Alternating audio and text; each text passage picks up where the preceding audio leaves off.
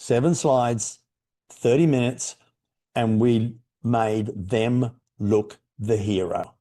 Now, taking that a little bit further, there were 13 other personal ashtrays on the market. It was a very competitive market and we were entering into it. But all of them were selling the pieces, the nuts and the bolts. And we looked at it, it's like, well, it's not the smokers, it's not the personal ashtrays, it's the corporates, it's the councils, it's all of these people that have got the problem that they've got to pay for.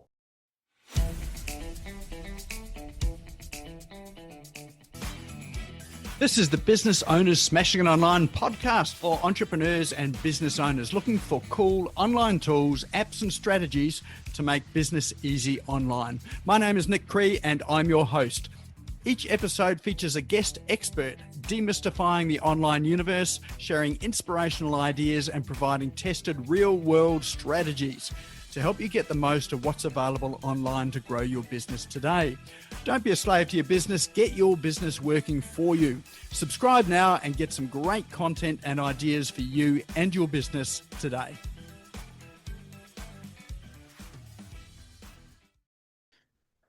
Fabulous. Excellent. All right. Well, let's move through to the part where this is my favorite part, actually, where I get to sit back and learn. So we've got Steve Brossman, who some of you will know Steve. He's been on the show before, so he must have done a good job because here he is back again. And he's here to talk to us today about how to sell like a doctor, triple your sales without feeling pushy. So for those of you that don't know Steve, he has been in the online space for a long, long time. In fact, I think the first time I ever met Steve was back in about 2008 when I came to Australia. He was at a thing called the World Internet Summit. I think it was there. And you know, he's been in that space for as long as that. So he's seen a lot of change over that time. We were talking just before we jumped on the show tonight about some of the changes that are happening at the moment and you know, the unrecognizable world that we're stepping in. But he's already been through some of that unrecognizable stuff, you know, before social media even, can you believe? So he's familiar with some of that change. So he is an international bestseller. He's been in business for a long, long time. He sold because he has to put food on his table, but in the process, he's developed a very good system and process for doing so. He is a master of neuroscience, so he's been a real student and master of neuroscience, how to use that in the interaction with people and in the sales process, understanding our buyer behavior. He's invented a product that has sold 4 million units across 26 different countries. So I guess that's involved some sales, isn't it, Steve?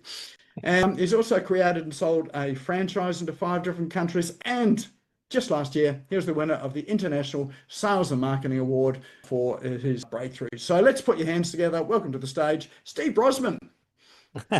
Hey, Nick. Hey, everybody. Great to see some familiar faces here. I'm going to get straight into this because I've got a lot to get through and I've got some real cool things to share with you. Because I know selling, and Dave, thank you so much for preempting. You hate sales. You must have read my slides. Because what we're going to go through is how to take the selling out of selling and have more people ask to buy. And that's a fantastic place for us to get into. Now, I'm going to try and hit the right button because Nick's slides are different. Have I got the right button for you, Nick? Is that just the full screen? Yep, that's the full screen. Okay. All good. Great. Okay. Now, I'm going to ask you a question. I'm going to ask you to be fairly interactive all the way through.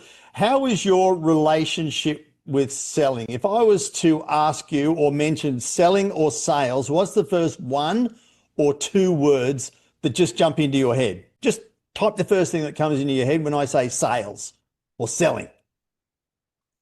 I want to find where the chat's going. Okay, uncomfortable. Making new friends, fantastic. Intrusive, excellent. A lot profit. Well, that's a damn good answer.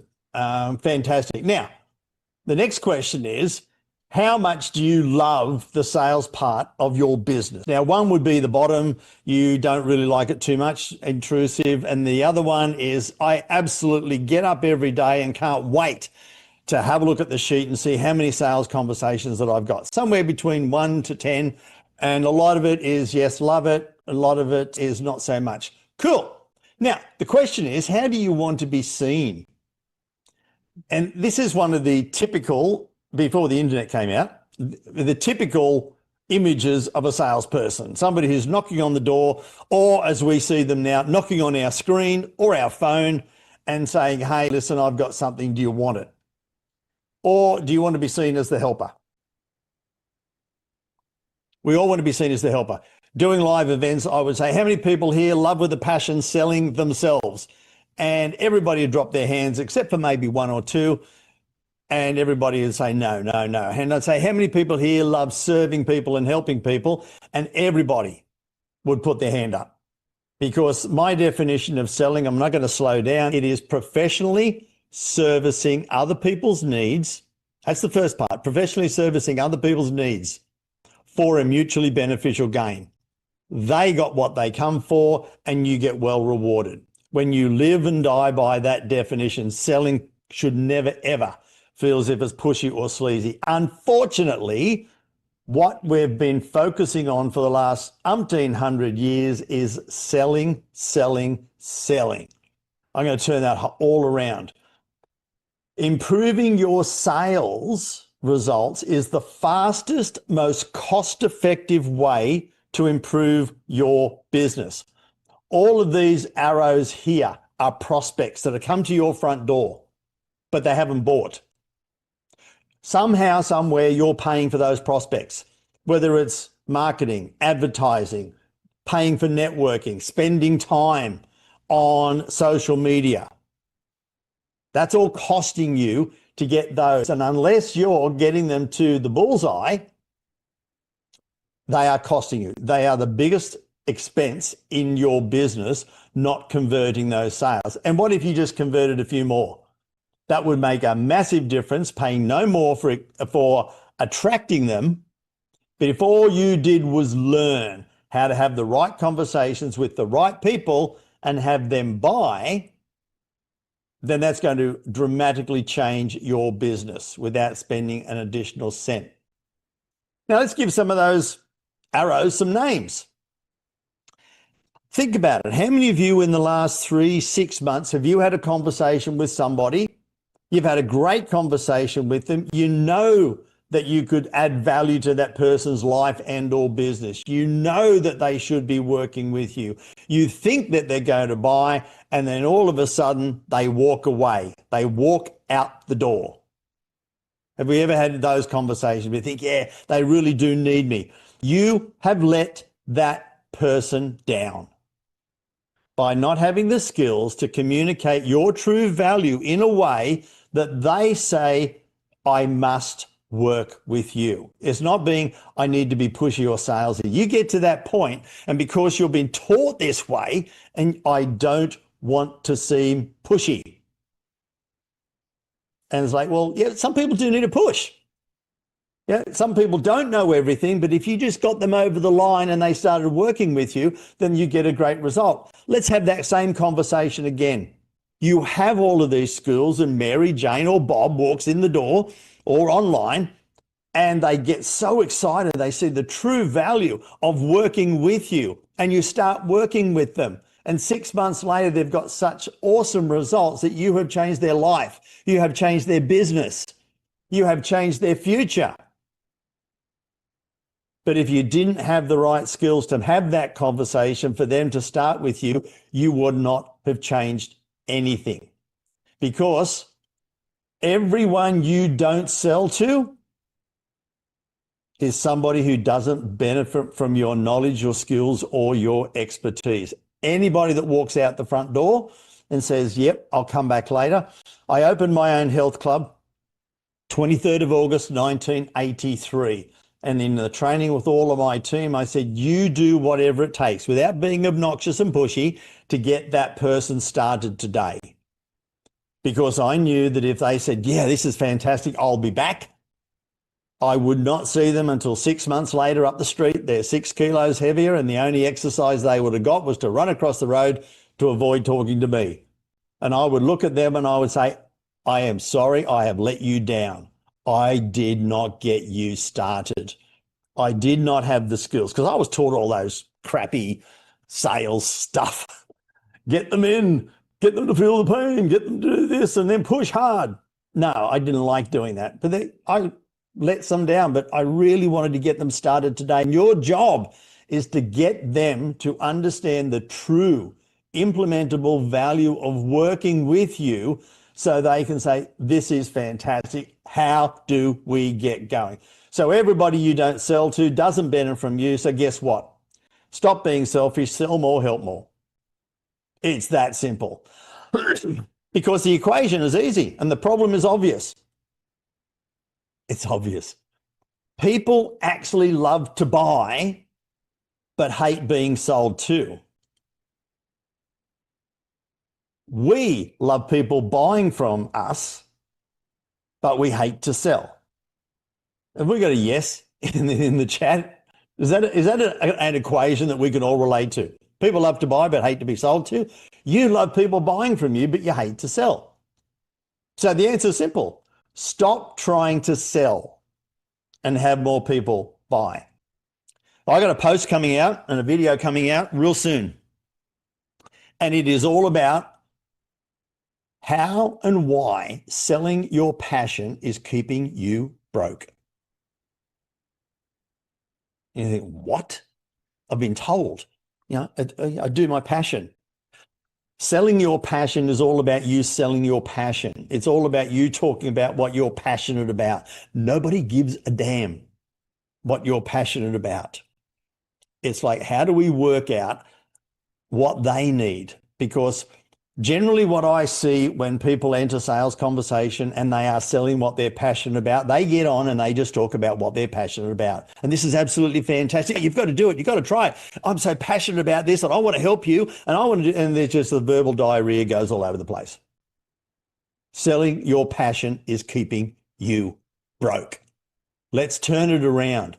Put an ST in the chat if you have ever done any sales training whatsoever. Could be free on YouTube, Google. Could be paid. Put an ST in the chat if you've ever done any sales training. And I think most of us, and I've paid thousands, I've paid tens of thousands of dollars on sales training. Put a BT in the chat if you've ever done any buyers training. How to understand how the people buy. Totally focused on how people buy. We've got some good BTs coming through because that's what we're going to be focusing on today. And I learned a lot of this quite some time ago. Now, some of you may or may not have heard the story that ages ago when cigarette bans came in, I was a passionate environmentalist and I saw that there were cigarette butts everywhere and I had to do something about it. So I invented, you can see it on the screen here, a portable personal ashtray with a bum on it, which I was passionate about. It was called a Butts Out. And I said to my mate, hey, I think I've invented the first personal ashtray. He said, no, but they've been around for years and there's a lot of them on the market. And I thought, why aren't people buying them? So one thing led to another and the Butts Out came to be. And we were just about to sign a $100,000 deal to invest in to get all the tooling and everything made. And we had an opportunity to do a presentation to a $1 billion company in the tobacco industry for them to be able to provide some seed funding. We fronted up with a good story, not even a prototype, and 7 slides, and we were given 30 minutes. And this was how you turn things around. Instead of going in and saying, hey, I've got the best personal ashtray on the market and we're going to be doing this and we're going to be doing this and I'm really passionate about this and isn't it exciting? It's like, well, what do they really want? What do they need out of this? And it was all about sustainability and their triple bottom line reporting and how we could make them look the hero by looking at reducing the effects of some of what their products make. We walked out 30 minutes later with the commitment of $100,000. 7 slides, 30 minutes, and we made them look the hero. Now, taking that a little bit further, there were 13 other personal ashtrays on the market. It was a very competitive market and we were entering into it. But all of them were selling the pieces, the nuts and the bolts. And we looked at it, it's like, well, it's not the smokers, it's not the personal ashtrays, it's the corporates, it's the councils, it's all of these people that have got the problem that they've got to pay for. They have the biggest pain. that is costing them. So my mate and I, business partner, we created cigarette butt litter reduction campaigns. We gave packages on how to create the solution, which of course included ours, and it worked best with ours. And we sold 4 million units, not by selling what we were passionate about, not by selling the nuts and the bolts, the time, the hours, the appointments that we could give as a coach, but by selling the outcomes and the solution. So 2 big learning curves there is like, well, how do we turn this around and understand who the buyer is, who has the biggest quantifiable problem, remember that, quantifiable problem, and how can we solve that? It's not about solving the need, it's about having them understand what the quantifiable problem is and taking that to the next level. Now, as Nick said earlier, I've been really geeking out on neuroscience, but I need to tell you that I have never done a single minute's training of NLP. My neuroscience is the neuroscience research into the buying behaviors, and it's not what people might put into the box of NLP. Okay, so when I'm talking of neuroscience, I work with this company, Decision Labs, who hook everything up and look at the buying decision, the memory, and all sorts of things like that. So that's this company here. And Corporate Visions is their partner. One's in the UK, one's in America. And I've been geeking out with all of their stuff, all of their studies, all of their research, not so much to get better at being a better salesperson, but how to understand the buyer. And I did a presentation about 3 months ago, how to sell from within your buyer's head and heart. And it's by stepping inside, being that invited guest and authority inside their head and heart, and understanding what it is that's going on and how you could be that person to work with them. Out of the blue, I don't apply for business awards. I do believe in them. They're okay. I just don't do it. But out of the blue, because I took some of their research, reworked it, sent it back to them and said, here is my sales framework, the data, narrative, quantify, confirm. We don't have time to talk about it, but they came back and said, you've taken our research to another level. That is the most powerful conversational framework that we've seen. And I said, cool. Oh, well, at least that validates what I'm doing. Thank you. And walked off. I got a notification that in their international awards, Nick sort of alluded to it, that I was voted, I don't know what it is, but I'll take it, best business sales and coaching service in Australia. I guess that's just a recognition of me giving them some pretty cool stuff. But to me, these are the people. So everything that I'm giving you tonight, when I say that it's proven, it's really proven. It's scientifically proven, and it's also proven at the coalface. Some of the things that I'm going to give you are studies that have included 17,000 businesses, not 2 or 3 people with a good opinion. So that's the level. So here's where we get into a little bit of the geeky stuff. But if you take this and understand it and apply it, it's not that hard. So I'm going to give you a fire hose of information. And I've got a really cool event coming up that you're going to be invited as guests. It's all complimentary. So you can come along to that. And it's all about this and implementing what I'm teaching tonight.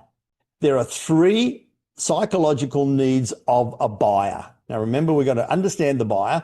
How do we communicate with them? And so they're going to ask to buy. Type in the chat, ask, if you want more of your people to ask to buy before you get finished the conversation. Because the way that it's happening now, around about 50% don't get to the end of the conversation and they say, Steve, this is fantastic. How do we get started? And that's a great place to have a conversation. So first thing we're going to be talking about, they need clarity. And we're going to talk about clarity of their perceived problem. I'm going to talk about how many people don't really know what the problem is. How many of you had conversations with people and they say, oh, can you help me with this? And when you start working with them, that's not the real problem. There's something else underneath. Yeah, I got a few heads nodding. I can see the top of some heads, which is great. By the way, just because I don't see your face and I see the top of your head, I actually take that as a compliment because I know that you're taking notes. So that's okay. Okay. And listen to this, the implementable value of your solution, not the box value, not how many consultations they get, how many hours of training, how many this, and this. That's the box value. What is the implementable value? That if I work with you, this is the quantifiable value. Now, that's financially and emotively. Okay? It can be financially and emotively. It's always a mix of both. So it's not just when I say quantifiable value, it's dollars and cents. No, quantifiable value could be emotively, could be stress, could be energy, could be time, could be relationships. All of those things fit into the perceived problem and the implementable value. The next is the credibility, to know that you've got credibility to solve their problem and that you've done it before. And this is the big one. This one's a recent one for me. 73% of the time, a buyer generally wants to or needs to contemplate your solution or make a buying decision away from the seller. How many of you can type in me if you like, have had somebody say, no, type in think. I need to think about it. You have a great conversation. You've all the pros, the cons of why they should work with you, why you're better than other people. It's like, this is great information. This is brilliant. Thank you. I just need to go away and think about it.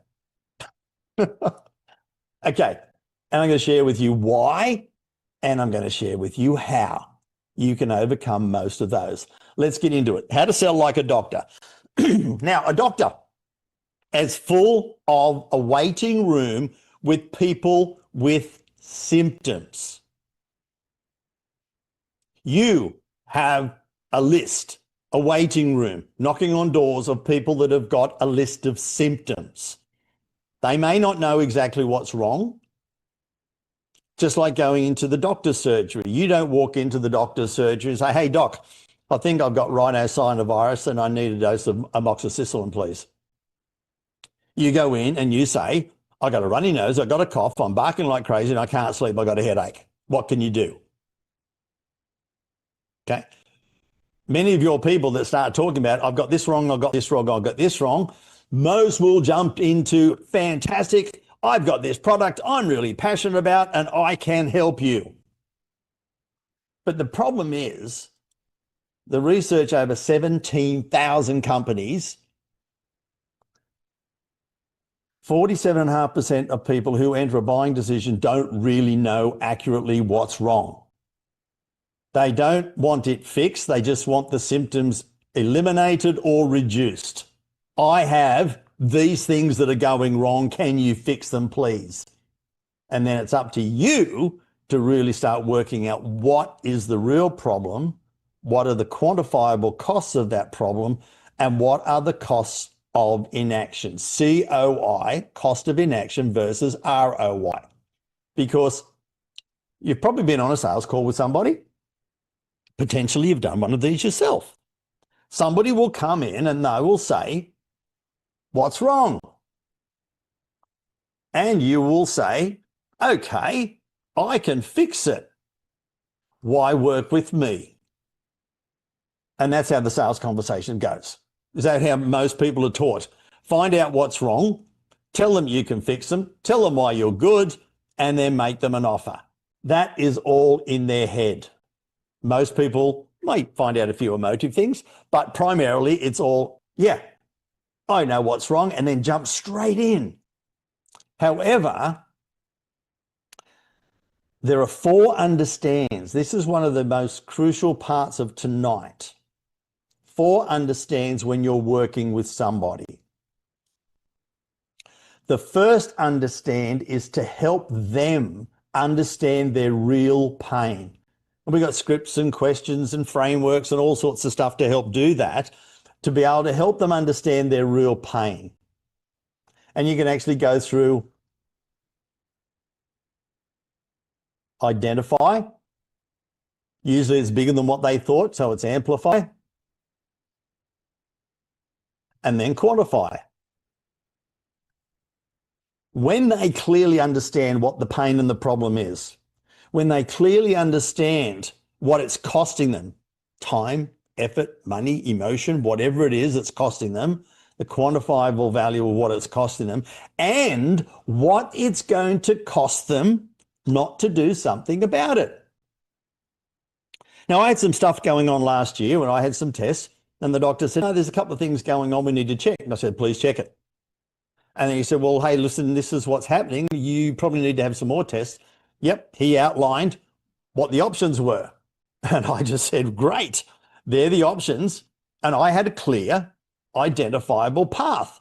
You do nothing, that could cost you your life. You do this, things could be okay. Now, most of us will jump in and say, "Hey, I can fix it and do this." But when you're working with them and have them, and you help them understand what's going wrong, what it's costing them, and what it will cost them not to do anything, and you outline a plan to work with them, that's a different conversation. Now, when you are helping them do this, they get to understand that you understand them. These two here are the two most important. When they understand that you understand, it's in their mind, "Oh, finally, somebody who gets me." You are starting to form a real relationship with them. Who is more attractive to somebody? Somebody who understands and cares, or somebody who spruiks, "I have a fantastic solution that I'm passionate about"? Who is the more attractive? You. If you're the person that has helped them understand and quantified their real pain and their cost, and they get to understand that you understand them, then you've basically got the sale there. And then you take them through the next bit. And then understand the real benefits. What we call here, write this down, the agreed implementable value. I don't have time tonight to go through on how to do it, but this is all they want to buy. They don't buy anything else. They don't buy your box. They don't buy hours of stuff with you. They are only ever going to buy the agreed implementable value. Tattoo that on the back of your hand or on the back of your eyelids. Pick one. I don't really care where it goes, because here's where Pushy comes from. There's your box of stuff. And you have a perceived value of what that box would be. Your box of coaching, your box of products, whatever it is. The prospect would like to pay less down here, starting at zero. What normally happens is you start pushing things into the box, keep dumping stuff into the box to push up the value of the box. And that's where Pushy comes from. If I can keep pushing the value of the box up and keep pushing them towards the box, sooner or later they'll think the box is valuable. Nobody gives a damn what's in the box except you. I'm sorry. No one gives a damn. However, when you're working with them and you can collaborate, and that's the next one I'm going to share with you how to do this later, and your agreed implementable value is up here, you feel great because you've worked with them and they've agreed, well, if we get this done, this is how much it's going to mean to me and or my business. And you're coming down to the box value. That is when you get the agreed implementable value significantly greater than their potential investment. It's like, wow, I'm going to get this and you're only going to charge me this. How the hell do we get started? Yet most people focus on the last one. If they only understand what I did, if they could only understand how I work, they're going to buy. It's the last one. And normally have it in about half the size of the font. And that's what most people do. I'm just going to explain what I do. I'm just going to tell you all about what I do. And then you'll get what I do and you'll want to buy. No, it's these three. They're the three that you focus on. And they're the three that I've been focusing on with my people and in my sales for the last 5-6 years. And their sales have gone through the roof and they've enjoyed it more. They look forward to conversations where at the end they're stopping them. Well, shut up. Well, like Nick was saying earlier, shut up and take my money. It's like, well, how the hell do we get started? Of course, it's way bigger. So when you're looking at the emotive sales pendulum and you got the pain over here, if you spend the right amount of time not highlighting and aggravating the pain, but understanding and helping them identify clearly what it is and what it's costing them, then the swing back over to here is so much easier. If you're at the bottom and all you're doing is trying to push the pendulum up, it's like trying to push it uphill. It's like trying to push something else uphill. Okay, it's not the right way to be. The bigger the swing, if you pull the pendulum back and help them identify what the real pain is, and then clearly take them through and show them how, when you work together, you're going to deliver a payoff, the swing of the pendulum is great. The bigger the swing, the bigger the payoff and the transformation, the bigger the swing, the bigger the payday to you. Put swing in the chat if this makes sense. If what we're talking about today of the understands and the buying behaviors and everything and the swing of the pendulum, because when I'm coaching people in this and they'll just say, well, I do this, this, this. No, swing the pendulum, swing the pendulum. And when they get it, they say, I get it, I get it. So people are always thinking, how can I swing the pendulum? So we've gone through the first one. We've got about 10, no, maybe about 12, 15 minutes to get through the next two, which we will. This is good. A buyer needs to know you are credible. Okay, there are certainly ways of doing it and you can solve their problem. And what have we got? Janine here. You're going to love some of this. And with all the stuff that I've got through and the flow and storytelling, how many people here, put story in the chat if you know and you've been told you got to tell stories. You got to tell stories in sales processes. Story, story, story. I think everybody would have at least heard it 100 times in their lifetime. And yes, the issue with most of the stories is they are static stories. And what I mean by that is they are stories that talk about you, to let the person know about you. Over the last probably 3 years, I've been working on a thing called your bankable story. And I've actually got a framework and got a whole blueprint around it. Memorable, desirable, and referable. And there's a whole energy flow on how you create and deliver your bankable story. Your bankable story is a proven framework to move people from knowing about you to knowing why you. I heard some of the things that Janine, you were saying, and it sounds like we're on the same page. The bankable story is a story that creates action, not static. Most stories are, wow, I know about them. Yeah, that's good. Thank you. And off they go. Whereas the bankable story actually saying, holy dooly, I need to work with this person. And it can be done in as little, and I've seen it done, in as little as 40 seconds. There are 7 steps to a bankable story. Not going to go in. And look, Janine, you'll probably work with hundreds and hundreds and hundreds of people say, I have so many stories to tell. Where do I start? I've got a big smile on your face there. It's like, yes. Look, here's the 40-second overview. The bankable story starts with the slither of your story that resonates directly with the audience. So they feel JLM, just like me. In the first 40 seconds, the right people listening to it is like, wow, they're just like me, or they're going through the same as me. They've gone through the same as me, therefore they will have empathy for me. It's not, wow, you've been to this many universities and had this many jobs. It's impressive. No, the JLM is the first thing. You've got to have them, wow, that's just like me. Then there's a few other things, but finishing off with when Harry met Sally, talking about what you've done, who you've helped, and the results that you've got for other people. So they say, wow, I want what they're having. So when you start with the just like me and end up when Harry met Sally, your bankable story will deliver action. It's like, they're going to have empathy for me. They've created something. They've gone through things that I don't want to go through to get where they've got to. They're helping these people. I want those sorts of results. Bang. It really makes a massive difference. And some of you may know Leanne, and I know many of you are in BX. So she came and she learned her bankable story, the framework of bankable story, during Podcast Profits, because it's an essential part of being a fantastic podcast guest.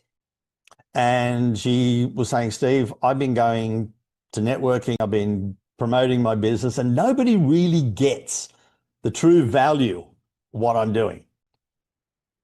So she went through, and it must have hit her one night, and she rewrote her BX, what is it called? BX 40-second. And she nailed it. She got the best award, best intro award. But the best thing was she had a ton of business owners queuing up to talk to her. Same people that have been in the room for the last 3 months. But finally, it resonated of what she did, who she helped, and why they should talk to her, and got it done in 40 seconds. The big thing was, it was getting the message across on how powerful their work was. And now she's just gone through the roof by being able to use her bankable story and clearly, concisely, and in a compelling way, tell people who they are, what they do, how they help people, and why they should get on board. How many people here, and put value in the chat, how many people here don't feel people understand your true value? They don't get it. It's like, well, yeah, when I say what I do, they don't quite get it. And if they did, you probably wouldn't be here listening to some sales training. But what would it mean to you if they did get it? What would it mean to you if you could clearly articulate your true value in a way that people understand and will pay for it? That's the biggest thing. They understand how you will work with them and pay for it. So that's the credibility. And you can actually get your credibility into your story so they understand, A, that you are credible, B, you can solve their problem, and most importantly, you have done it before, and therefore they will want to work with you. So we've ticked off clarity, we've ticked off credibility, and the next one is, how do we get away from contemplate or collaborate? Because what normally happens in a presentation, in a sales flow, and unfortunately I'm doing a lot of it tonight, is I'm giving you a bucket load of information. Okay, and I'm getting a bit of feedback, but not too much right now, but we are very, very, very short on time. What'll happen at the end of that, and it's not your fault, it's buyer's behavior. They will get to the end of it. If you've given them a heap of information, they will want to go away and contemplate. However, if you work with them and collaborate and co-create that agreed implementable value, it is so hard for them to walk away. And the biggest thing is, write this down. When they are involved, they invest. I'm going to get rid of these because I'm about to bring something up over the top of it. There are 3 levels of influence. There's imposed influence, collaborative influence, and self-influence. 90+% of all sales conversation fall into imposed influence. I'm giving you all of this information. I'm imposing this knowledge. I'm imposing this influence on you to help you make a buying decision. The next, and where most people should be, is collaborative influence. So let's work together to create. I'm going to share with you a very powerful tool to do that. Create a solution. And sometimes they'll get up to self-influence where they're basically saying, great, I made my decision. How do I get started? You've seen earlier, and Nick's told you, I've sold a bucket load of stuff. Sold millions of dollars worth of stuff. S-T-U-F-F, stuff. However, when it got time to me to become a coach, a consultant, I sucked at selling me. I would get to the point, I was working, collaborating, all of those sorts of things. Then it had to, damn, I've got to sell. You know, the palms got sweaty, the heart got palpitations. It's like, I really felt bad. I couldn't sell me. I like you guys, I just didn't want to be those pushy people. And I got a few clients here and there, but wasn't far off giving up until I paid to go to another big course, one of the best in America, flew over. On day 2, he wheels out, and it was a big diagram. This is the 7-figure speaker system. He put it up. It's like, I just saw blueprint.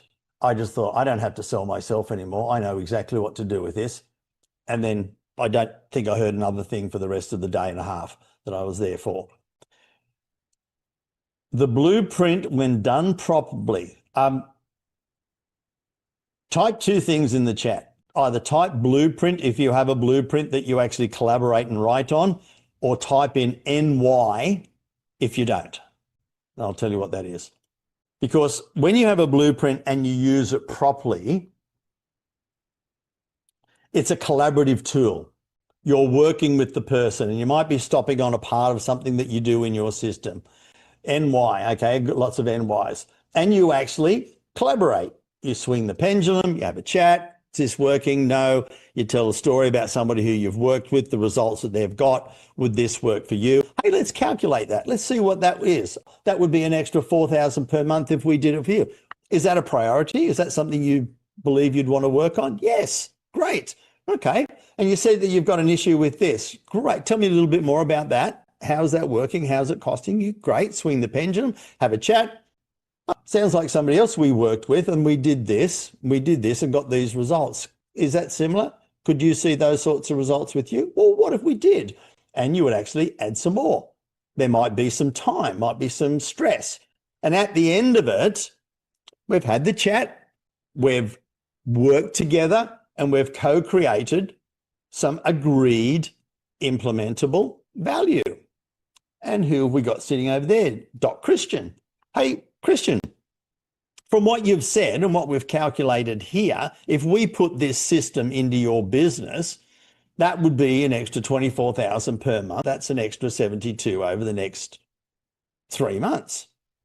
Now, you've said these are a priority. Would it make sense that we actually got started on this sooner rather than later? Now, because they've collaborated with you, they've made decisions all the way along, there's nothing really to think about. And because you have collaborated, there are no, if they say, yeah, it makes sense, we should, there are no objections. There can be obstacles, and you just continue to collaborate to work through it. Okay, there's a bit stretched with money right now. Now, tell me a little bit more about that, and let's see how we can work through that too. So it takes the objection out of it. It takes the I need to think about it out of it. This tool here, and Decision Labs have agreed, this and the DNQC, the framework that they endorsed, is the most fun way, most powerful way to have a conversation where you're working together. And it's not a presentation me to you. When you put this on the screen or put it on the table, you have walked around the table, you've sat down beside them, and let's work on this together.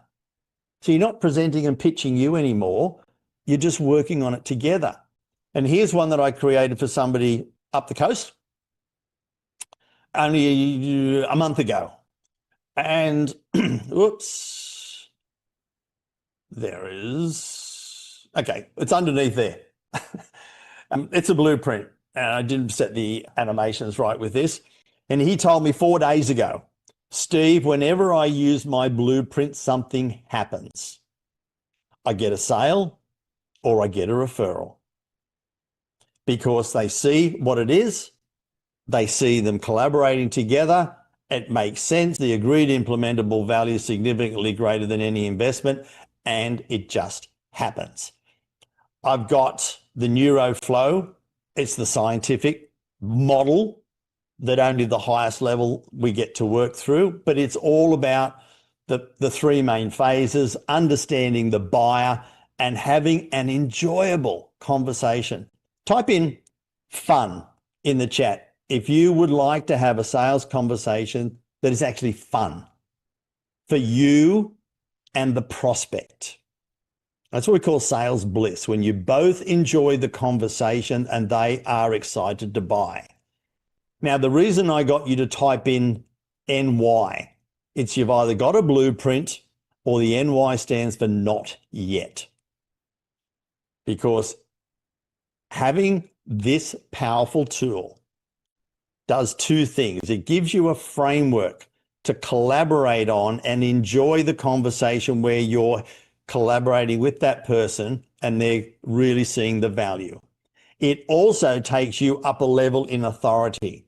You move from an A coach, A consultant, A trainer, an accountant, A whatever it is, to a the. You become the creator of whatever blueprint, system, roadmap it is you are. You have automatically elevated your positioning and authority. Now, I have squeezed the tip of the iceberg into around about 45 and 46 minutes. Okay, I'm going to open up for questions in a second. What would 3 90-minute sessions of this mapped out, walk through, be like? Now, I know you're all Aussies and you're all going to say, but Steve, it's winter. Yes, I know. Next month, I'm running self-selling summer school because 80% of my clients are in America. But that's okay. I would love you guys to come along. Day one is all about how to sell without selling your soul. A lot more mindset, a lot more deep into what we've gone through tonight. The next is another step further. How to go from invisible to irresistible. Some of the stuff that Alwyn talks about, we talk a lot about the neuroscience and psychology of why people want to work with you. What is the energy flow that you want to start creating for people to get addicted to you? And I say that in the nicest way. And I do talk a lot about, the happy hormones and how you make people feel so that they want to spend more time with you. That's day 2. We go into a lot of the science of that, but don't worry, it's not over your head. I don't go into too much detail, but I break it down nice and easy. And then the last one is all about the last part of what we were talking about, how to have conversations that sell themselves. Okay, it's not about selling. Okay, Dave, I'm hoping you're getting a little bit of comfort now that there is light at the end of the tunnel. You can actually enjoy a sales conversation and still make good sales. It's all about reframing and saying, you know what? You're a person that want to help people. You're all people here to want to help people. My goal in all of this, my goal in setting up the summer school is for more people to help more people and enjoy the damn process. So Nick, you've got the link if you want to drop that in the chat. General admission is free. So you can come along for free for the 90 minutes each day. I think it's Wednesday, Thursday, Friday. I'm in trouble because the 11th is my sister's birthday and the 13th is my brother-in-law's birthday. But that's okay. I'll talk to them at lunch. The QR code's there. You can go and register. Now, here's what I do recommend for those of you who do want to make a difference. There's the VIP experience. At the end of the 90 minutes, I kick everybody out, and those who have joined the VIP will get to come. You get to ask questions, you get mentoring, you do Q&A, and if we've got time, we've got some hot seats, okay? You get that each day. That in itself is valuable. That's equivalent to some of my highest level training. All the videos, so if you can't make it to some of it or all of it, or you just want to watch it again, because you may have noticed I throw a bucket load at you in a very short period of time. And if you want to go back and watch the videos and digest it that bit more, that's okay. And you get a special workbook to work through. Now, there we go. That is for the general public. And if nobody else tells, it's 97 USD. I've set up a special code, Nick Oz. Nick Oz, remember that?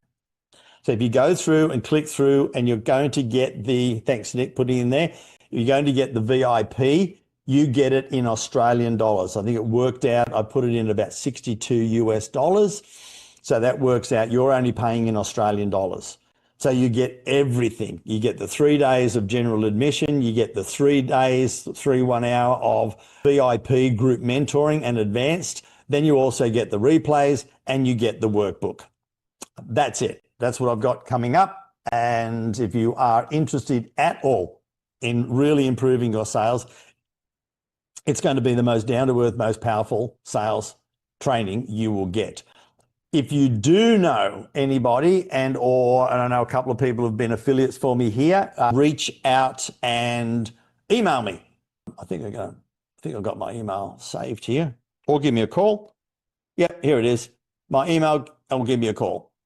And you're going to be able to save the chat, answer your questions. There we go, Nick. Pretty well got it to the 50 minutes. We started a little later. That's okay. Who's got some questions? Don't be shy. We don't have time. No, we've got a couple of minutes left for questions and whatever. So yeah, question, comments, feedback. How is it different to what you're doing at the moment? What will you take away that you'll be able to implement and maybe do things a wee bit differently? So any questions? Hands up. Just unmute. Ask away. Paul. Yeah, hi, Nick. Sorry, I'm still looking for the hands up signal. Steve, great presentation. Thank you so much. Would you be happy to share your slides with us, those of us who are here tonight? That's a good question. Well, you could say, well, just let me think about that. I will think about it. I'll let Nick know. And I think Nick always puts the video in YouTube as well. So if you want to watch it again, you can. But I will definitely think about it. All right. Thanks very much, by the way. It was great. Much appreciated. Okay, Paul. Cool. Dave. Yes. I can see your hand. Hi, Steve. Yeah, just a quick one. From when you were talking about, I think you termed it the quantifiable value of what you're selling. So instead of the box price, what it's actually worth. That sort of made me think a little bit about what I'm putting it out there. As a startup, you always think we'll go on the lower end, but I think the value is going to be much higher than what's currently out there. So would you put that as a total number then, as to what the value of the, say, program is going to be, or what they feel it's worth? Or would you put it at a weekly price? So would you go, it's worth this much for the program, or it's going to be this much a week or a month or whatever? See, some of the value, I heard 1 or 2 lines about what you're delivering, are going to be intangible values. What would it mean to you to have the boys in the program not smash the window? And I'm just making this up, mate. I could be totally off. You not smash the windows, not do this, and not take 47 teachers, 3 hours a week. Quantify that as like, well, 3 teachers, 5 hours a week. That's this much. That's a quantifiable, agreed, implementable value. That's not necessarily the value of the box. Yeah. So if they're saving X number of hours on teachers not doing things because your program has turned these kids around, or what other quantifiable values that they could see, that's not a price of the program value. No. See, that's when you actually could build a blueprint on, here is my system for working with kids in high schools. We do this, we do this, we do this, we do this. Imagine if, and write on it, if these kids didn't do this, what would it mean to you? What would it stop? What would you save money on? Great. Imagine if we were getting these kids to be more productive, they do more work, and they went out in the life and got jobs later on. Would that be a greater value to the community? Yes, it would. And then, to achieve all of this change in the school and the community, it's only going to cost this much. It's like, wow, this is fantastic. But most people would say, well, you get 3 lectures a week and you get this and you get this. Yeah, that's what I was getting at. Yeah. So you'd avoid that. Yeah. You can still have the cost of the box. I'm not saying don't ever have the cost of the box, but if your implementable value is significantly greater than, and you walk in instead of saying, hey, I've got a good idea, but I have a roadmap and a system to be able to do it, have a look at it. It's like, wow, You really have thought about this, haven't you? The minute you have a visual, your communication and your positioning changes. Yeah, right. Okay, thanks. Yeah. Cool. Hope that's helped, mate. And I take my hat off to what you're about to do. Yeah, thanks, man. A lot of help, and I'll see you for that summer school. I've got the QR code scanned in, so Fantastic. see you there. It'd be great. Good to see you there. Hey, Janine, how are you? Hey, Steve. Oh, we're so much on the same page. It's excellent. But what you just said then, that's something I say all the time to my clients. What does it look like? Give me an image. What does it look like? And that's really hard to explain exactly what it looks like, the result for that person. And until they can give me something that is tangible, actually tangible, that everyone can see, we still keep working on it. But you just said it then to Tim, is what does it look like? Yeah. Yeah. And you would tell your people exactly the same as I tell mine. Speak in pictures. Yeah. Because we absorb images 60,000 times quicker than actually words and type. So the value of having a blueprint, somebody will remember. I've seen people just look at mine and they say, oh, you're the guy with those circles, aren't you? You're this, you're that. It's like, yeah, the image. But then when you start, and the science behind it is when you annotate on your blueprint, retention goes up. Image and knowledge retention goes up 60%, attention goes up 60%, and action goes up 3 times. Because if your circle, you saw me draw on the screen all the time, all night, wherever I was drawing, your eyes went to. It's the limbic brain. Movement. Is it going to kill me or am I going to eat it? And you bank on that. So when you're doing either a presentation or you're doing a sales talk and you're highlighting, underlining and drawing and putting numbers down, those numbers are adding up in their subconscious, or other values are adding up in their subconscious. And as you said, show me. Then they look at that and it's like, wow, what we've just calculated here is way more than what I expect to pay. Makes sense. Got to do it. Yeah. Yeah. Thanks, Janine. Lovely to have you. Steve. What other aha or quick wins did you? Alden, thank you. Come on down. Thank you, Steve. Really enjoyed that. I have a question around what is the process when someone asks you to send them a proposal? What do you recommend the best sales process is for that, or follow-up sequence if someone says, can you just send me your details and a proposal? I don't. Okay, so how do you do No, that? I will elaborate. I always insist in my head that they are emotively bought before they leave. And Okay. if they are walking away asking for a proposal, it's the same as I need to think about it. And it's the same as go away, I'll get back to you later, or maybe I won't. So it's like, and if you haven't demonstrated and got them excited about working with you before they go, yeah, and even then, I never call it a proposal.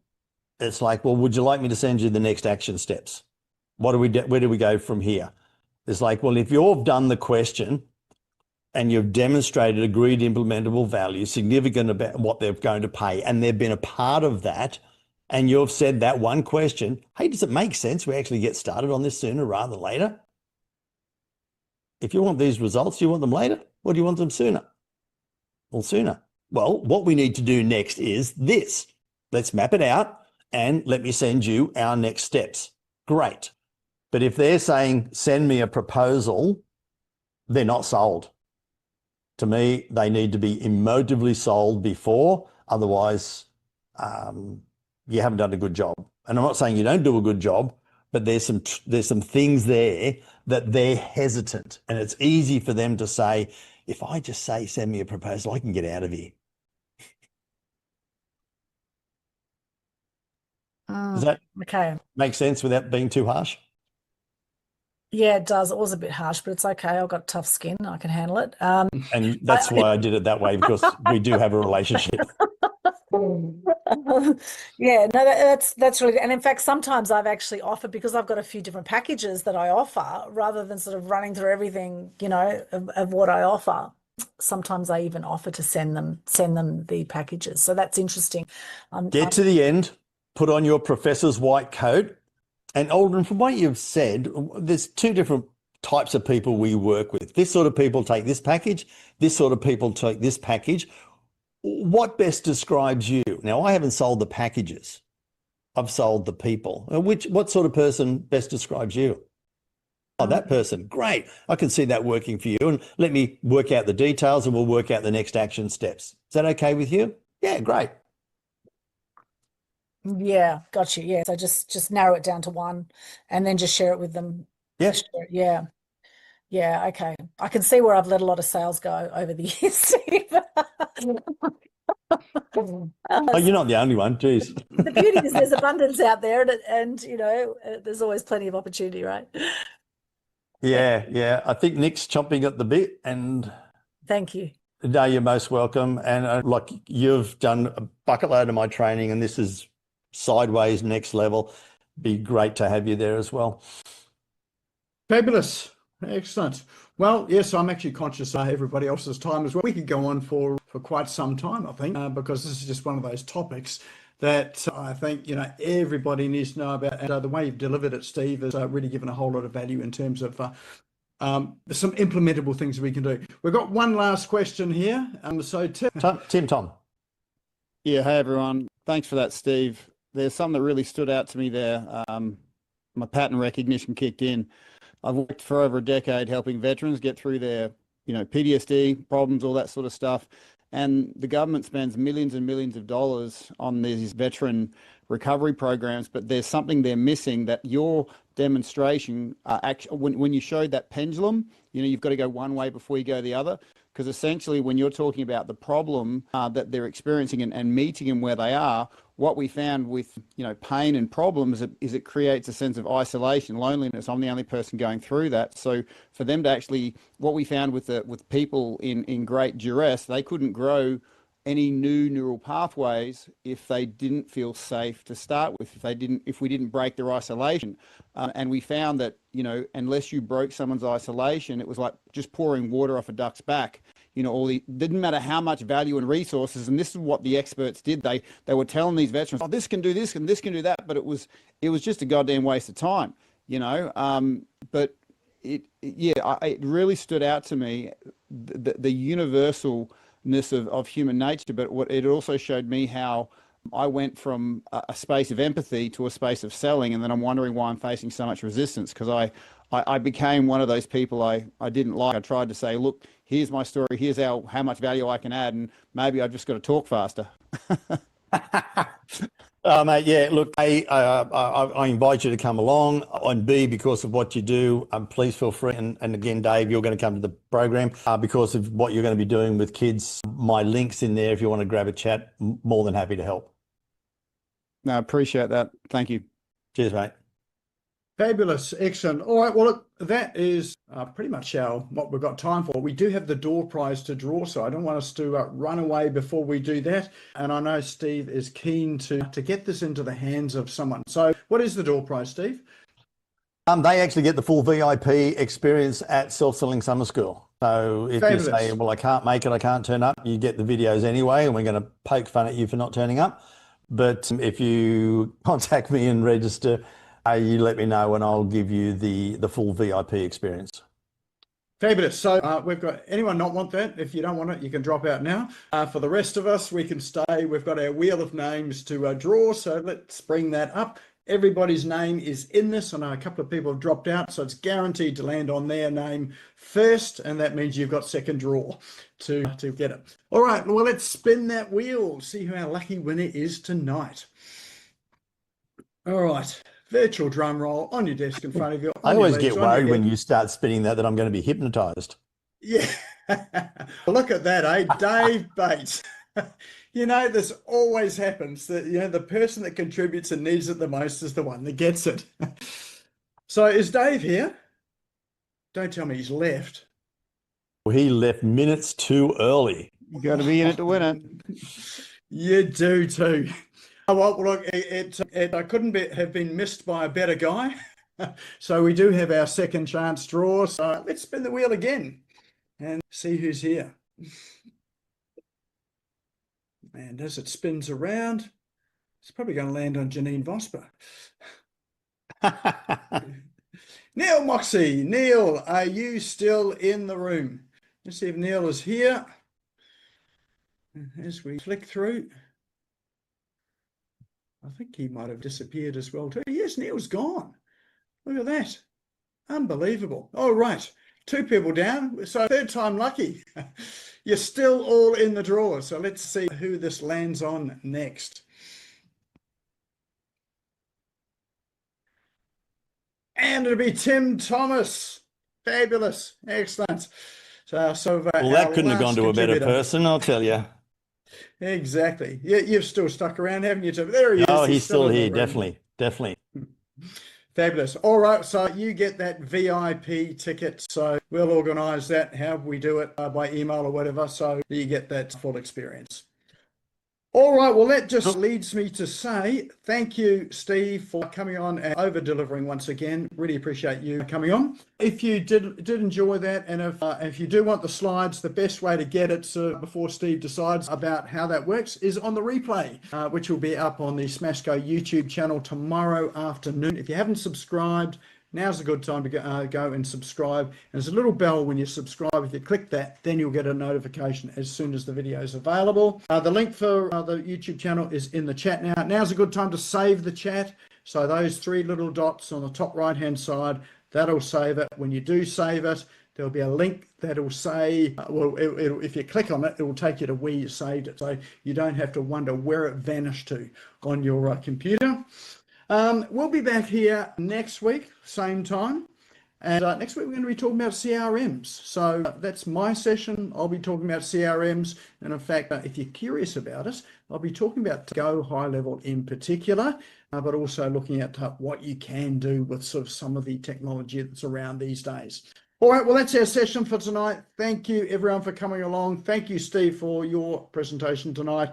And, thanks, Nick. Let's go out and have a good night. All right. Cheers. Thank you. See you all. Bye. Thank you for tuning in and listening to the Business Owners Smashing It Online podcast. You can also find me on social media and online.